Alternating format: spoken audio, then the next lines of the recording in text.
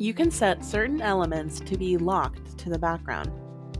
When dozens of users are navigating through a workspace, it's not uncommon that a user might move a sticky note out of place. Usually, this isn't a big deal. You can just move it back. However, sometimes you'll use the native shapes and lines in Hoylu to create a new meeting template.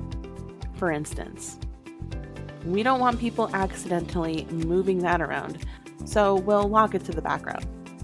Select the elements you wish to lock with the lasso tool or the harpoon tool. Once selected, options for that selection will appear. Go ahead and lock to background.